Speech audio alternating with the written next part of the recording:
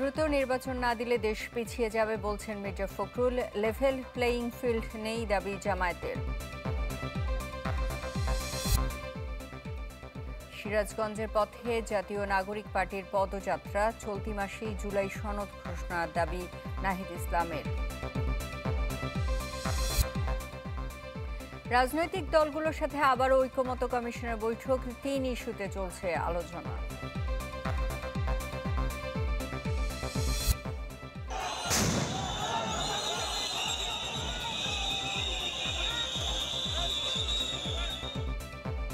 জাকির উচ্চিত বিডিআরের কর্মসূচিতে লাঠিচার্জ, জল কামান, আটক বেশ কয়েকজন।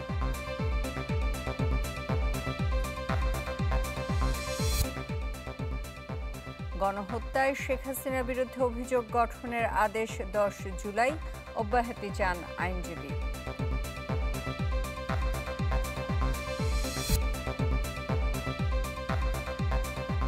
আসছে ফেব্রুয়ারিতেই অন্তর্বর্তী সরকার জাতীয় নির্বাচন করবে, এমন প্রত্যাশা বিএনপি মহাসচিব মির্জা ফখরুল ইসলাম আলমগীরের। বলছেন, দ্রুত নির্বাচন না দিলে দেশ পিছিয়ে যাবে। জুলাইয়ে রক্তাক্ত গণ অভ্যুত্থান যে নতুন পথ দেখিয়েছে তা সবাইকে বাস্তবায়নের তাগিদও দেন বিএনপি মহাসচিব।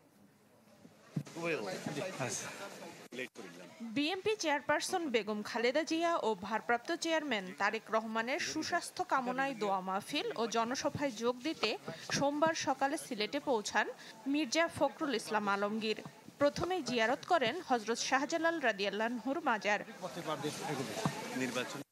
এরপর নগরীর পাঠানটোলায় জনসভায় যোগ দেন।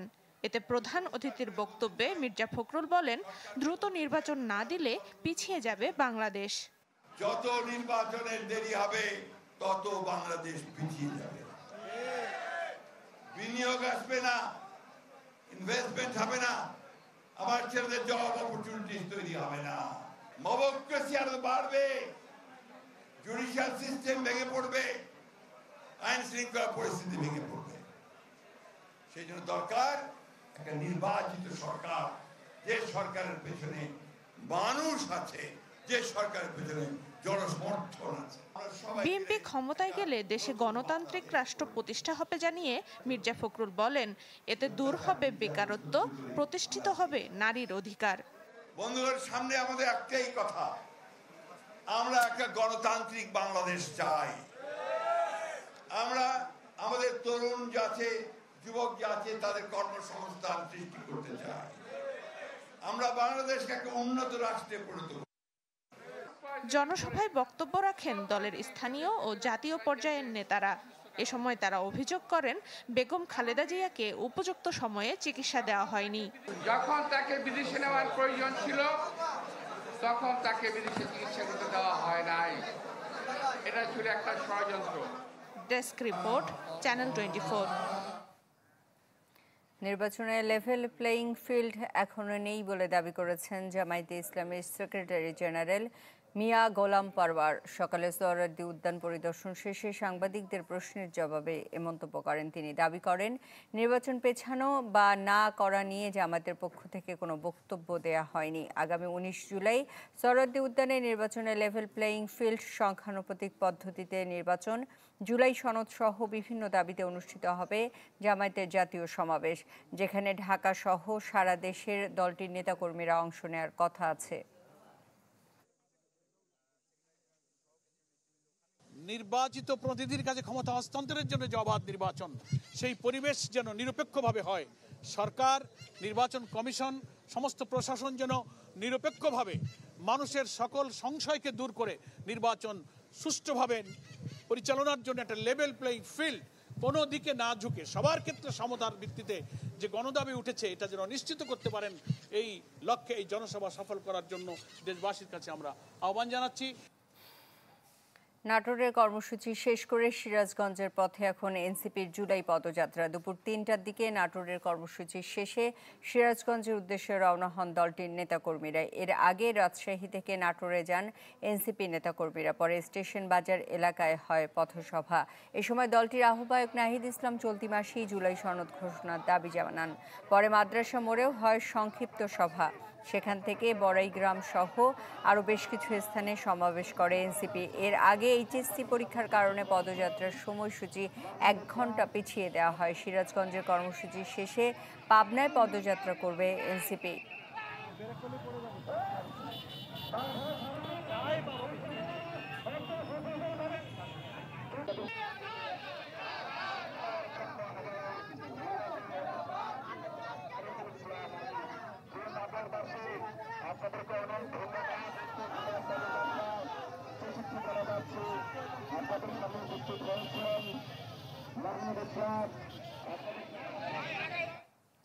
কমিশনের লক্ষ্য সংশোধিতভাবে সবার বক্তব্য ধারণ করে ঐক্যমতে পৌঁছানো। জাতীয় ঐক্যমত্য কমিশনের সহসভাপতি ডক্টর আলী রিয়াজ কথা বলেছেন। ফরেন সার্ভিস একাডেমিতে রাজনৈতিক দলগুলোর সাথে বৈঠকে আলী রিয়াজ আরও বলেন, কমিশন সর্বোচ্চ চেষ্টা করছে দলগুলোর আকাঙ্ক্ষা ধারণ করে কাজ করতে। জানান, সব প্রস্তাবে ঐক্যমতে পৌঁছতে না পারলেও এরই মধ্যে কমিশন বেশ কিছু বিষয়ে একমত হয়েছে, যা জুলাই সনদ প্রণয়নে ইতিবাচক ভূমিকা রাখবে। আজকের আলোচনার বিষয় উপজেলা পর্যায়ে অধস্তন আদালতের সম্প্রসারণ, জরুরি অবস্থা ঘোষণা এবং নারী প্রতিনিধিত্ব। আজও প্রায় 30টি রাজনৈতিক দলের প্রতিনিধিরা বৈঠকে অংশ নিয়েছেন। আমরা চেষ্টা করছি যাতে আপনাদের সেন্টিমেন্টটাকে, আপনাদের বক্তব্যগুলোকে ধারণ করেই আবার একটা সংশোধিতভাবে সেটা উপস্থাপন করা। আমাদের লক্ষ্য হচ্ছে যে গুরুত্বপূর্ণ বিষয়গুলো যেন আলোচিত হয়, আমরা চেষ্টা করি একমতের জায়গায় আসতে। ফলে এই সংশোধিত ভাষ্যগুলো হচ্ছে যে আপনাদের আলোচনার পরিপ্রেক্ষিতে। ওয়ার্ল্ড ক্লাস ইনোভেশন নিয়ে ওয়ালটন এখন দেশের সীমানা পেরিয়ে পৌঁছে গিয়েছে 50টিরও বেশি দেশে। চাকরিতে পুনর্বহাল, রাষ্ট্রীয় সুযোগ সুবিধা নিশ্চিত সহ 3 দফা দাবিতে অবস্থান নেয়া চাকরিচ্যুত বিডিআর সদস্যদের লাঠিচার্জ, জল কামান ও সাউন্ড গ্রেনেড নিক্ষেপ করে ছত্রভঙ্গ করে দিয়েছে পুলিশ। এতে আহত হন বেশ কয়েকজন। এ ঘটনায় আটক করা হয় কয়েকজন বিডিআর সদস্যকে। দফায় দফায় সাউন্ড গ্রেনেড, জলকামান নিক্ষেপ, লাঠিচার্জ আর ধাক্কাধাক্কিতে উত্তপ্ত হয়ে ওঠে রাজধানীর কাকরাইল মোড়।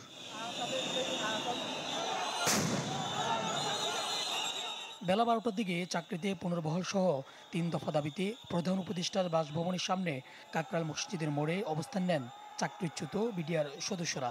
এ সময় পুলিশ তাদের 10 মিনিটের ভেতরে সরে যেতে আলটিমেটাম দিলেও তা মানেননি বিডিআর সদস্যরা।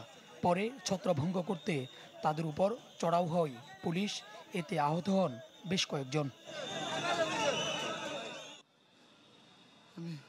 আমি ওইখানে ছিলাম। আমাদের দাবি আদায় না হওয়া পর্যন্ত আমরা ইনশাল্লাহ এই মাঠ ছাড়ব না। যমুনার সামনে আমরা অবস্থান কর্মসূচি করব।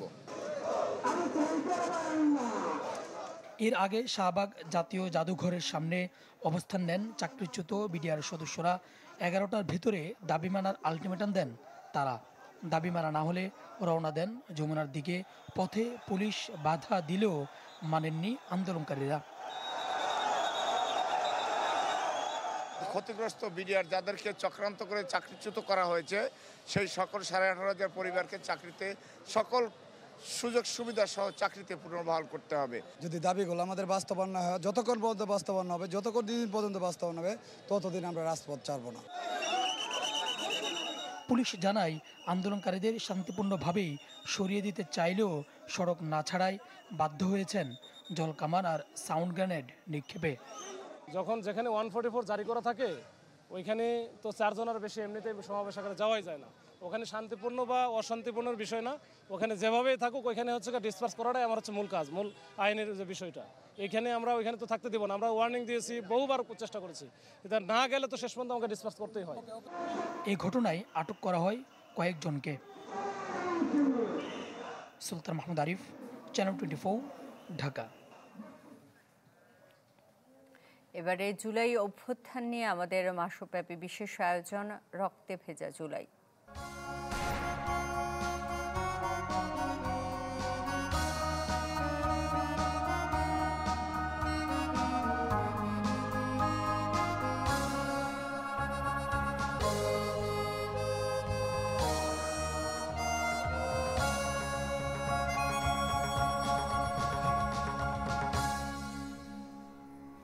আজ ৭ জুলাই ২৪-এর এই দিনে বাংলা ব্লকেট কর্মসূচিতে রাজপথ কাঁপিয়ে দেয় ছাত্র সমাজ। কোটা বিরোধী আন্দোলন পায় নতুন মাত্রা। ব্লকেট স্ফুলিংয়ের মতো ছড়িয়ে পড়ে সারা দেশে, নড়ে যায় ফ্যাসিবাদের ভিত। আশরাফুল আলম আকাশের রিপোর্ট।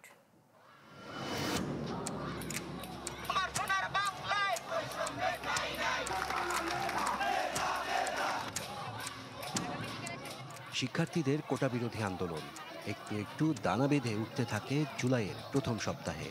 তবে শিক্ষাঙ্গন ও রাজপথে বিক্ষোভ অবরোধও যখন সাড়া দিচ্ছিল না সরকার, তখন দাবি আদায়ে প্রথমবারের মতো বড় কর্মসূচি দেওয়া হয় ৭ জুলাই। কেন শিক্ষার্থীদের দাবি দ্রুত গতিতে মেনে নেওয়া হচ্ছে না? গতানুগতিক হরতাল অবরোধের বদলে দেয়া হয় নতুন নাম বাংলা ব্লকেট। কোটা সংস্কারের 4 দফা দাবিতে দেশের বিভিন্ন প্রান্তে আওয়াজ তোলেন শিক্ষার্থীরা।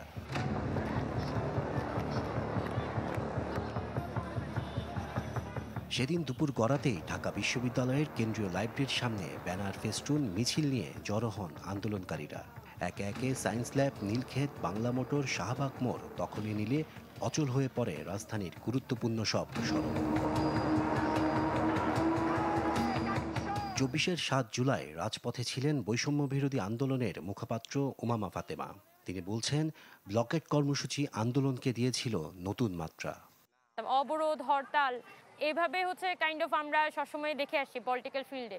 তো প্রথমবারের মতো সেটা একটা ইংরেজি টার্ম, বাংলা ব্লকেট টার্মটা হচ্ছে যে এখানে আনা হয়, যাতে বেশিরভাগ মানে আমাদের যারা মাস স্টুডেন্টরা তাদেরকে যাতে এখানে হচ্ছে গ্র্যাব করা যায় আর কি।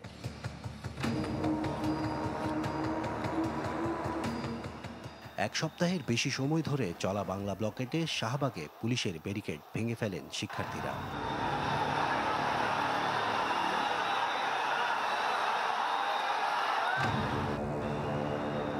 ঢাকা ছাড়িয়ে বাংলা ব্লকেট কর্মসূচি ছড়িয়ে পড়েছিল চট্টগ্রাম, কুমিল্লা, বরিশাল সহ বড় শহরগুলোতে।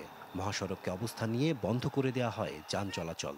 ঢাকা রিচা মহাসড়ক বন্ধ করেন জাহাঙ্গীরনগর বিশ্ববিদ্যালয়ের শিক্ষার্থীরা। সে সময়ের চ্যালেঞ্জের কথা বলছিলেন তাদেরই কয়েকজন। আমাকে যদি ক্রস ফায়ার দেওয়া হয় এটা নিয়ে তেমন সাড়া শব্দ হবে না। তারপরে আমি এই আন্দোলনে ছিলাম আমার দায়বদ্ধতার জায়গা থেকে, যে ফ্যাসিস্ট রেজিম ছিল এই ফ্যাসিস্ট রেজিমকে হটানো এটা আমার দায়িত্ব। আমি একজন নাগরিক, সচেতন নাগরিক হিসেবে আমার দায়িত্ব ছিল, যার কারণে আমি আমার জীবনের সর্বোচ্চ রিস্কটুকু আমি এই আন্দোলনে নিয়েছিলাম। যদি তারা পুলিশি রাষ্ট্রীয় বাহিনী দিয়ে যদি আমাদের উপর জুলুম না করতো, নির্যাতন না করতো, তাহলে হয়তো আলাদা রকম হইতো। বাট যখন আমাদের প্রতি জুলুম আসলো, নির্যাতন আসলো, তখন আমরা আরও ক্ষিপ্র হয়ে উঠলাম, আমরা আরও উদ্দীপ্ত হয়ে উঠলাম যে না, যেভাবে হোক এবার পরিবর্তন আনাই লাগবে। জুলাইয়ে বাংলা ব্লকেটের রেশ ধরে পরবর্তী কর্মসূচিগুলোতে ভিন্নতা আনে বৈষম্য বিরোধী ছাত্র আন্দোলন।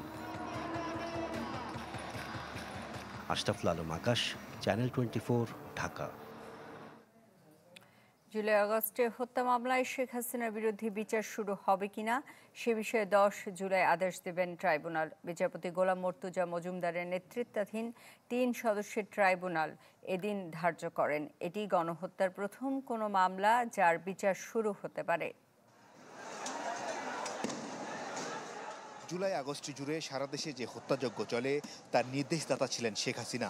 তদন্ত শেষে এমন অভিযোগে ট্রাইব্যুনালে তদন্ত প্রতিবেদন জমা হয়, যেখানে শেখ হাসিনার সাথে আসামি করা হয় সাবেক স্বরাষ্ট্রমন্ত্রী আসাদুজ্জামান খান কামাল ও সাবেক আইজিপি চৌধুরী আবদুল্লাহ আল মামুনকে। মামলায় বৃহস্পতিবার শেখ হাসিনার পক্ষে শুনানি করেন রাষ্ট্রের নিয়োগ দেয়া আইনজীবী। সাবেক প্রধানমন্ত্রীর আইনজীবীর দাবি, আন্দোলনকারীদের রাজাকারের বাচ্চা বলেননি শেখ হাসিনা। অপব্যাখ্যা দেয়া হয়েছে বক্তব্যের। আন্দোলনে হামলার নির্দেশদাতা হিসেবে যে অভিযোগ আনা হয়েছে তাও মিথ্যা। তাই এসব অভিযোগ থেকে অব্যাহতি দেয়া হোক শেখ হাসিনাকে। সাবেক প্রধানমন্ত্রী রাজাকারের নাতিপুতি এইভাবে উনি বলতে চান না এবং বলেনও নাই। আর রাজাকারকে ধ্বংস করে দেওয়া, তাদেরকে হত্যা করা, এরকম একটা প্রশ্ন আসছে এই মামলার মধ্যে। সেক্ষেত্রে আমি বলেছি যে উনি দীর্ঘ বছর শাসন আমলে ছিলেন। উনি যদি চাইতেন রাজাকারকে হত্যা করে ফেলবেন তাহলে ইতিপূর্বেই পারতেন। উনি ইতিপূর্বে যেহেতু রাজাকারদের হত্যা করেন নাই, আজকে আসে কেন বাচ্চা ছেলেদেরকে হত্যা করবেন? যদিও প্রসিকিউশন বলছেন শেখ হাসিনা অপরাধ করেছেন কিনা তা সাক্ষ্য প্রমাণে উঠে আসবে। তাই হাসিনা সহ 3 জনের বিচার শুরুর আবেদন জানায় প্রসিকিউশন। পরে 10 জুলাই অভিযোগ গঠনের আদেশের দিন ঠিক করেন ট্রাইব্যুনাল। সত্য মিথ্যা নির্ধারণ হয় ট্রায়ালে। চার্জ ফ্রেম হলেই কেবল বিচার হবে কি হবে না সেটা নির্ধারণ করা হবে। অতএব উনি যে অভিযোগ এনেছেন, উনি যে কথা বলেছেন যে এটি অসত্য, সেটা নির্ধারণ হবে যদি চার্জ ফ্রেম হয় তারপরে বিচারে গিয়ে। সেজন্য ওনার এই সাবমিশন গ্রহণযোগ্য নয়, এটি আমাদের পক্ষ থেকে বিদ্যুৎ চিফ প্রসিকিউটর বলেছেন। এদিকে সোমবার ট্রাইব্যুনালে সাবেক আইজিপি মামুনকে আনা হলেও তার পক্ষে ট্রাইব্যুনালে কোনো শুনানি করা হয়নি। মাসুদুর রহমান, চ্যানেল 24, ঢাকা। রাজধানী ফরেন সার্ভিস একাডেমিতে রাজনৈতিক দলগুলোর সাথে আলোচনায় বসেছে জাতীয় ঐক্যমত্য কমিশন। এ বিষয়ে আরও জানাতে সরাসরি যুক্ত হচ্ছেন সম্রাট হোসেন। সম্রাট, আপনার কাছে বৈঠকের কি তথ্য আছে, আপডেট জানাবেন। দেখুন, মূলত আজকে অর্থাৎ আজকের দিনে দ্বিতীয় পর্যায়ের 10ম আলোচনা চলছে জাতীয় ঐক্যমত্য কমিশনের সাথে বিভিন্ন রাজনৈতিক দলের। আমরা যতটুকু জানতে পেরেছি, আজকের মূলত আলোচ্য বিষয় ছিল 3টি। সেখানে নারীর প্রতিনিধিত্ব, অধস্থন আদালত আর হচ্ছে যে জরুরি অবস্থা নিয়ে এখানে আসলে আলোচনা হচ্ছে। তো আমরা যতটুকু জানতে পেরেছি যে এখানে বলা হচ্ছে যে অধস্থন আদালতের কথা যে বিষয়টি বলা হচ্ছে যে সেখানে অর্থাৎ এখন যেহেতু জেলা পর্যায় পর্যন্ত অধস্থন আদালত সেটি জারি রয়েছে, সেটিকে উপজেলা পর্যায় পর্যন্ত কিভাবে নেওয়া যায় সে বিষয়গুলো নিয়ে কিন্তু আলোচনা হয়েছে। সেখানে বলা হয়েছে যে যেহেতু উপজেলা পর্যায়ে অনেক সময় আমরা দেখতে পাই যে বা জানতে পারি যে প্রত্যন্ত অঞ্চলেও সেই আদালত স্থাপনের কথা এখানে বলা হচ্ছিল। সেখানে বলা হচ্ছে যে সেখানে বিচারিক ক্ষমতা অর্থাৎ বিচারকরা কিভাবে যাবেন, যাতায়াত করবেন, কোথায় থাকবেন, সব বিষয় নিয়ে কিন্তু আলোচনা হয়েছে। এই যেই অধস্থন আদালত বিষয় সেই বিষয়ে কিন্তু এখন পর্যন্ত ঐক্যমত্য কমিশন কোনো চূড়ান্ত সিদ্ধান্তে পৌঁছাতে পারেনি বলে আমরা জানতে পেরেছি। আরেকটি বিষয় যেটি নিয়ে আলোচনা হয়েছে যে নারীর যে প্রতিনিধিত্বের বিষয়টি, সে বিষয়ে কথা হয়েছে যে এখানে আসলে নির্বাচনী ব্যবস্থাটা কেমন হবে কিংবা নির্বাচন ছাড়া অন্যান্য পদ্ধতিতে কি এই নারীর ক্ষমতা বা প্রতিনিধিত্বের যে বিষয়গুলো বলা হচ্ছে সেগুলো নিয়েও কিন্তু আলোচনা হয়েছে। সর্বশেষ যে বিষয়টি জরুরি অবস্থার কথা বলা হয়েছে যে বিভিন্ন রাজনৈতিক দল কিংবা যখন আসলে এই দেশের বিভিন্ন রাজনৈতিক প্রেক্ষাপট কিংবা স্থিতিশীল থেকে অস্থিতিশীল অবস্থায় যায়, তখন আসলে এই বিচারিক ক্ষমতার প্রয়োগ অর্থাৎ জরুরি অবস্থা কিভাবে, কোন মাধ্যমে, কি সময় ধরে এটি জারি করা হবে সেসব বিষয় নিয়ে কিন্তু কথা হয়েছে এখানে। এখন পর্যন্ত কিন্তু সেই জাতীয় ঐক্যমত্য কমিশনের বৈঠক সেটি চলছে। এর আগে কিন্তু সকালে অর্থাৎ জাতীয় ঐক্যমত্য কমিশনের যে সহসভাপতি তিনিও কিন্তু এসব বিষয় নিয়ে কথা বলেছেন। তো ওই ছিল রাজধানীর ফরেন সার্ভিস একাডেমি থেকে। সম্রাট, আপনাকে ধন্যবাদ। ঐক্যমত্য কমিশনের আলোচনার আপডেট জানাচ্ছিলেন সম্রাট হোসেন।